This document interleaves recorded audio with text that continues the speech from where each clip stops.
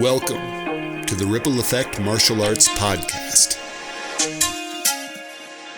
Hello, everybody. We are so honored to have Ms Allie Hayes back for, this might be the third podcast that we've done together. I don't know. I'm not sure.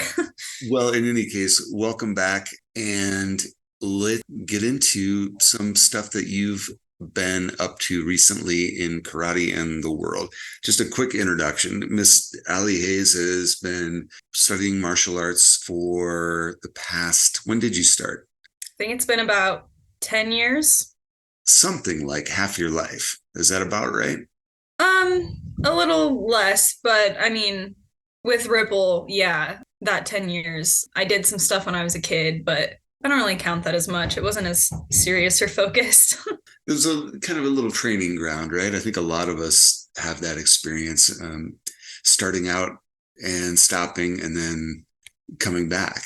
But you've come back, if you can even term it that, it doesn't do it justice, but in just an enormous way. And I think some of the focus of this discussion will be on the recent tournament at the Battle of Atlanta and the team that you led down there. But just to start out, you recently earned your degree in neuroscience. Is that correct? Yeah, back in 2021. Yeah. What got you into neuroscience? I always loved biology. I had some really inspirational teachers and professors and just kind of mentors in general who were into science. My older brother has his PhD in physics, and so he would come home and let me read his astrophysics textbooks when I was like 9. And then my mom, she went back for a teaching degree when I was a kid. She also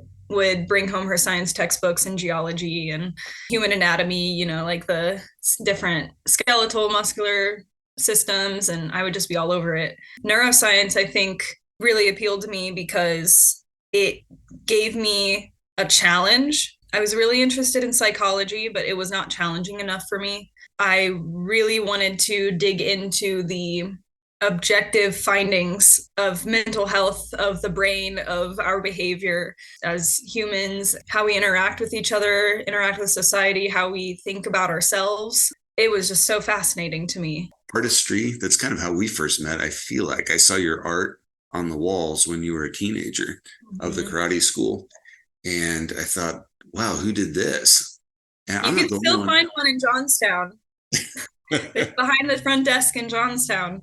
There are some, I have to say, I have in a special folder on the bookshelf, I have some of your original art for The Boy Who Cried Ninja and some other things. I still have those artifacts. They belong to you, but... That's so funny. Oh my gosh. I forget about those. It's been so long. I barely pick up a pencil now to draw, which I want to change. Life has been so busy. It's like I get to choose my outlet of creative expression, and lately it's been music and martial arts. Music and martial arts. Tell us about the music. I didn't know about that. Oh, I grew up in a very musical family. My dad's side of the family, everybody knows an instrument. Everybody's taught somebody an instrument, and everybody knows multiple instruments. My grandpa, he was a band director. When he passed away, all of his instruments and kind of all of the passion for music kind of went into my dad and his uncles and aunt. And then I would say really only my dad and one uncle still play music. When I showed interest, we had this really old, ancient, upright piano. It was really cool to me. And so I sat down and I started playing music, and my parents immediately saw that I could play by ear because I didn't know how to read sheet music at all. And so they were like, oh, we got to get you a better instrument. And B, we need to get you in piano lessons. And so I started piano lessons with this really intense teacher. She was awesome, though. She taught me so much. I started those when I was around 7 or 8. And my grandpa had a baby grand Baldwin piano that my parents still have, and hopefully I'm going to get soon because we just moved into a house, so we have space now. This Baldwin baby grand piano was the coolest thing ever. really raised my expectations for any type of piano. I could not play on a keyboard. It was, I guess I was a little bit of a music snob. I'm like, oh, that's a keyboard. It doesn't have weighted keys. No, I can't play it. But it's kind of funny because I seriously couldn't play it because since the weights, the keys were different, sometimes even different sizes, like my muscle memory, because I always relied on my ear. I never relied on sight reading. If they weren't exactly the same way as the baby grand piano, then it would be so difficult for me to play. That is really interesting. I play guitar, and for years and years, I played exclusively electric guitar. And then, circumstances changed. I kind of played exclusively acoustic for years and years. And when I tried to go back to electric, it was a little bit of a similar situation. I thought these strings are like dental floss almost. Right. Right. Yeah. Yeah. When I was first thinking about learning guitar, there was a guy in the corner of this music shop in Chicago, and he was playing this Charvel that was all neon colored and things. It was pretty like, it just attracted your attention for sure. But then his playing was just amazing. And I said, "Do you teach?" I remember those words. And he said, "Yeah, I do. Sign up for lessons." Are you attracted to teachers, like instructors? Do you see something and go, "Yeah, I want to learn from that person"? Oh my gosh. Well, I mean, there's definitely a few sides to that. And actually, this totally ties into Battle of Atlanta because in Atlanta, I met Grandmaster John Chung. And if we don't know who that guy is, then we can explain that. But yeah, definitely. I mean, one, somebody has to display an inspirational amount of talent in order for me to want to learn from them. And then on the other hand, do they have the character and the attitude in order to teach?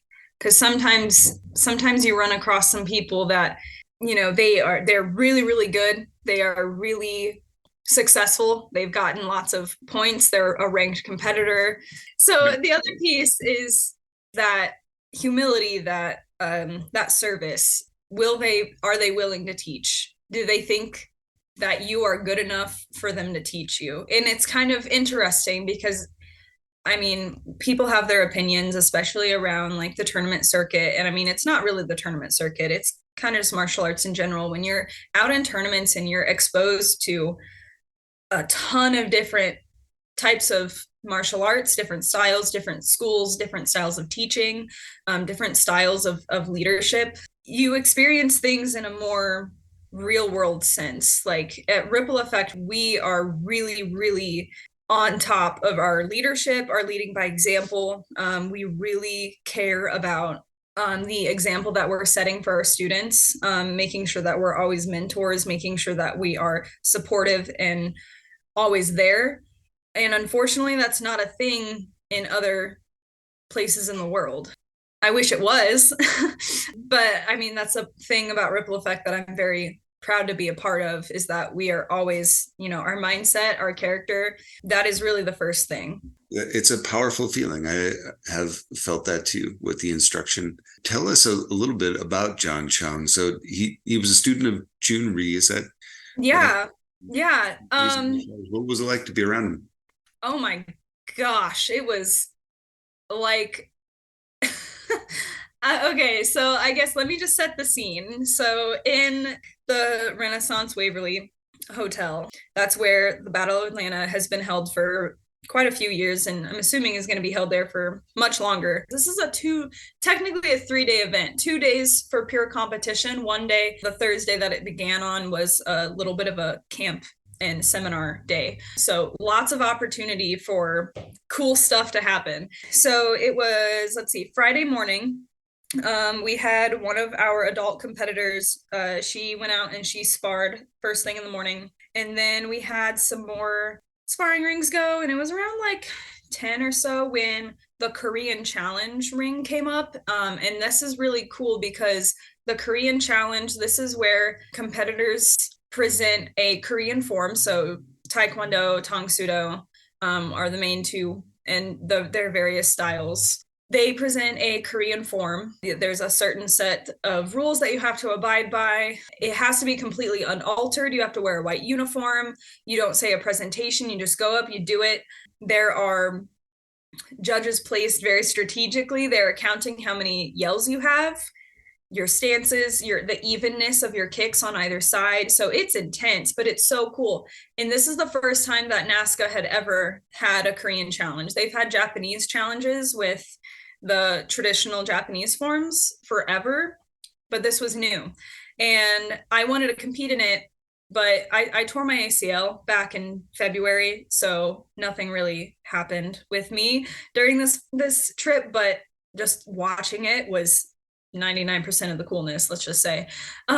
So anyway, I'm standing there, I'm waiting for like the men's division for Korean Challenge to start, and Mr. Worth and some of our team are kind of sitting ringside. And I went over and I was doing something. I think I was talking to a student, and then I come back over, and like from across the huge ballroom, I see John Chung.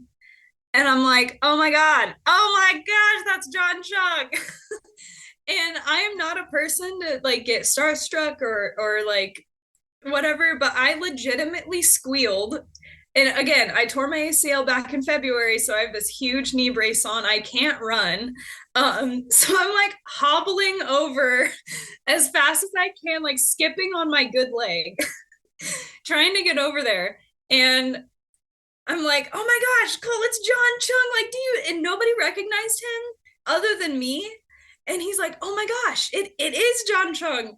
So anyway, I'm just sitting there kind of in awe because, oh my gosh, it's Taekwondo legend John Chung. And then so cool because the Korean challenge was going on. And I'm like, how do you even judge this? It's so, everyone's so good. It took me about 24 hours to get up the courage to go up and talk to him. But the next day, we are in the big grand ballroom. It has the big stage on it.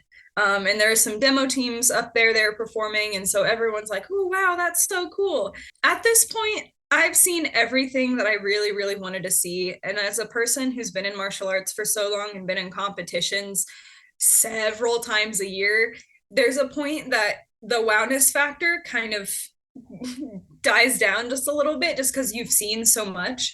And so at this point, I was like, I don't really care about watching the stage as much, but oh my gosh, John Chung is right there. Him and his son were eating breakfast and they were talking. Some of the judges, they were just like coordinating plans for the day or whatever. Mr. Eklund, Larry Eklund, he also is one of our other coaches on the team.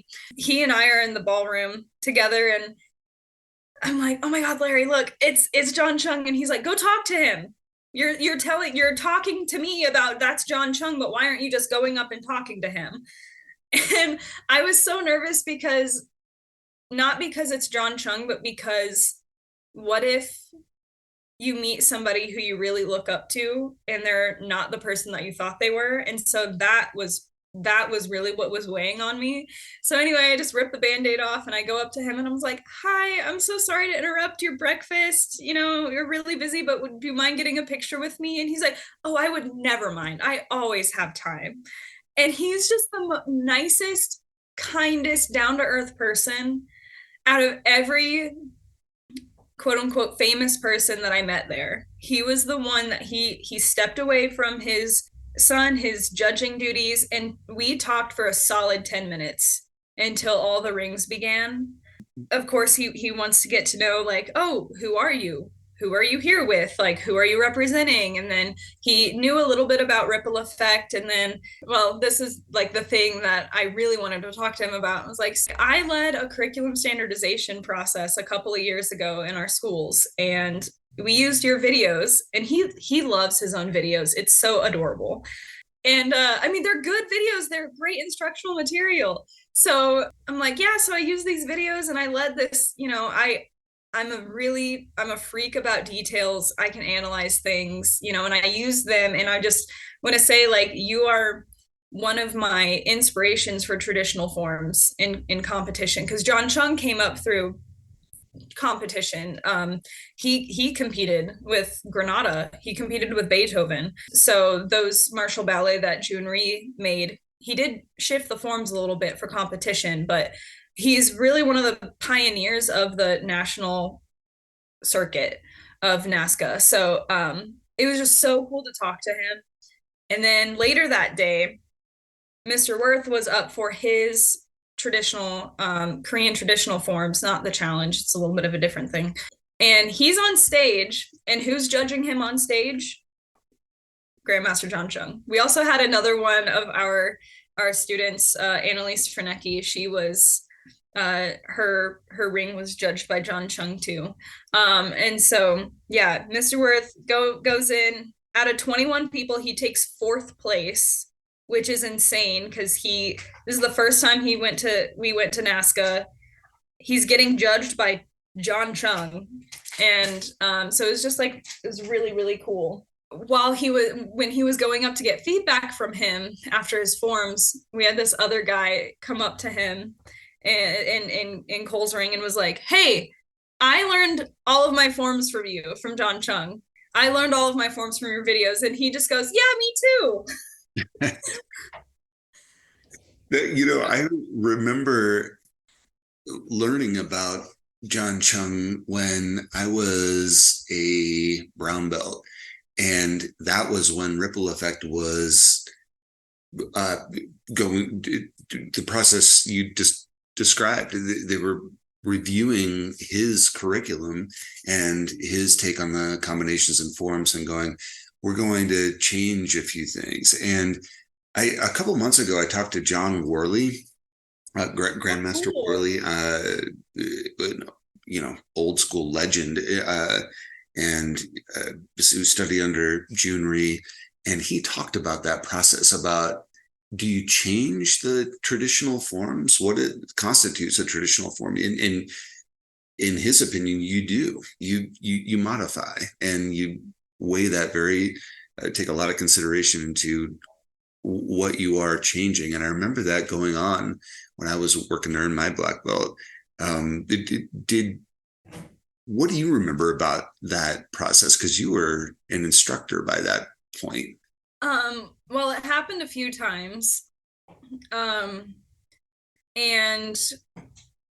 I would say it was when all of the changes or modifications or standardizations, whatever you want to call it, before our like curriculum overhaul, standardization overhaul, where we did every single form that we have, we would wait until prep cycle, and then the prep cycle coordinator would make the adjustments. And we were getting to the point where we had so many students that, well, we don't want to completely overhaul 4 years worth of curriculum and have them learn it in 3 months. So we were trying to be a little more proactive. And also we had 3 schools, and especially during COVID when we were teaching online, we would have students from any location attend any location's class because it was virtual. And it was just getting really confusing for some kids and really frustrating for kids and instructors, or students and instructors. And we'd have students say like, "Hey, you're teaching this wrong," or instructors figuring out like, "Wait, we're teaching this slightly differently, but we have those really highly analytical kids or students that want all the details, and they want them right, and they want them now." So that was kind of the motivation to overhauling everything, making sure that everything in all the Ripple Effect schools, all instructors are taught the same way. Because when we come together at black belt tests, we are one. We're not Johnstown, we're not Longmont, we're not Broomfield, etc. So we're Ripple Effect. So yeah. Right. You can actually speak to this really well, I think. I've heard it, read about it, talked to people about it all the time. The consistencies between martial arts training and medical training, firefighting training, military training, and there are a lot of parallels there. And this is one. There are always modifications, right? In those different fields. It's not one standard or something that is always applied the same way all the time. It's shifting. And when you talk about being proactive, how how do you get students to understand that and think about what do I need to modify, or how do I approach this form that will be correct in quotes, but also, my expression. I have a feeling that's what the judges are looking for at a tournament like Battle of Atlanta. Right. Oh, yeah. So, I mean, I guess there's two ways I can approach that. One, from like an overall perspective in both, I mean, my expertise is competition and coaching, even though I do have I mean, obviously, I wouldn't be where I am without my instructor background. So, on one hand, we're a relatively new school. We've only been around for 10ish years. And even schools that are more established and have been around for decades, we all need to adopt a sense of evolution where our current state is never going to satisfy us forever. And so making those changes, I mean, we're all about mindset. We're all about those kind of abstract thinking, even though it's a little difficult, but that's what makes it important. Relaying that to our students and saying, hey, these things aren't working out for us, but we're doing this because it's good. We are changing. Change is good, even though it's uncomfortable. On the flip side of that, your question about modifying a form with creative expression. Oh my gosh, tournaments are, in my opinion, the best way to be able to kind of funnel in on that. And that's exactly why I was attracted to tournaments so much. You can express that creative freedom a little bit more. That being said, you got to always read the rules of the division that you're signing up for, because traditional forms versus traditional challenge are two completely different things. One, if you make modifications to your form, that's fine. Two, some things, if you make modifications to your forms, you'll get dinged and disqualified. That's the cool thing about tournaments, though, is that there's always a space for something. So it's like, oh, if you want to be a completely traditional martial artist, there's all of these options. Oh, you want to be a contemporary martial artist and you want to do your extreme flips and you want to, toss your weapons up in the air. Cool. There's these things that you can compete in. You don't want to do any forms, you can just do point sparring or sparring in general. There's a billion different sparring divisions you can enroll in. So there's always a place for somebody to express their creativity and demonstrate their expertise in whatever area that they've chosen to develop. So That's really interesting. What you were just talking about when we think of chess. I mean, the rules of chess yeah, really violate them, but there's almost infinite possibilities for how you can work and proceed there. So when we talk about that, how about sparring? How was the sparring competition at Battle of Atlanta? so cool. It was so cool. Sparring has never been my absolute favorite thing, obviously. I mean, I love it because it's Taekwondo, but it made me want to just pad up and get out there, even though I'm not medically cleared to do that quite yet with my knee.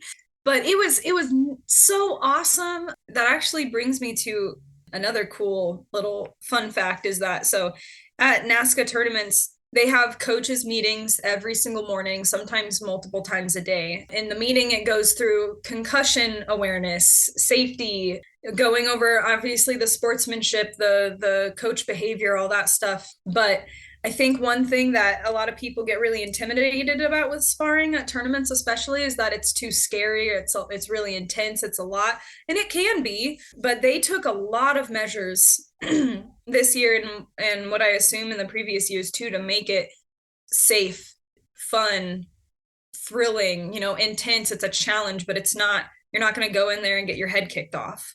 The amount of control that I saw in all of the rings, all ages, all ranks, was impeccable.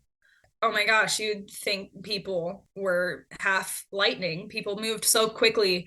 Like it was so cool. So cool. And being a coach in those rings too was just, I mean, I would say a little downright intimidating at first, but then you're like, oh, this is just like our statewide tournaments. It's just like our regionals. Not really a big deal. But yeah, it was a blast just to watch it. And that's what I was saying earlier. Like, even though I couldn't compete because of my knee injury, and of course I was really, really upset about it, I didn't have to compete in order to have fun. That must be incredibly thrilling for you to see ripple effect students competing in that kind of an arena. I mean, Yeah. when it's a phrase that we use all the time, black belt and beyond, right? Well, what's the beyond? You earn your black belt and then what? This is a huge part of what, right? You earn a black belt and then you get to involve yourself in this kind of thrilling competition. What's another highlight from the competition that you took away in any way as a coach, personally? I think as a coach, I want to say that the highlight was so at NASCA in the minors division, so all the kids under 18. There are two different divisions. There's A and then double A. So double A is or AA is NASCA ranked, and that's where all the NASCA ranked competitors will compete in. A is kind of just I guess that's technically called amateur division, and so neither one is better than the other. It's just a different type of competition. If you compete in A versus AA, your competition experience is just as legitimate as if you competed in the other. So we had a student, it was actually Ms Allie Hayes. She competed in A. There's not a lot of 9-year-old black belts out there, so her ring was very, very small. But she found out that there was nobody in her sparring ring for her A black belt division. And so she ranked up into the AA division last minute. And there's only like, I think, one or two other kids in that division, too. And she's also sparring on stage. And I don't know if you know Miss Frenecki, but she's like 9 or 10. She's pretty small and she looks like really shy, but she's not. She is such a beast. When she gets into the ring, she knows exactly what she wants and she's so on it. So, anyway, she ranked up into the harder, more difficult sparring division. There's actually more kids to spar. And she did amazing. Amazing. I'd never seen her be so fierce and so quick, so committed to getting points. It was just so cool. And then, of course, seeing her up there with John Chung and like they were talking. And then I guess the other kind of tidbit to that is when she was doing her forms division, she was the only one in her ring though. She comes up to me and I'm like, do you know who that is? You know who's judging you? That's John Chung. And she's like, who's that? And I'm like, I don't have time to explain. He's really important. You should go talk to him and get feedback. And so we're all kind of talking and he goes, man, your kicks are really good, Chaeyoung. That's one of my favorite forms. And then I kind of freaked out because Chaeyoung is my favorite form. And I'm like, of course, John Chung and I have a favorite form. And then John Chung, of course, saying, good job, coach. You teach well. That meant a lot to me.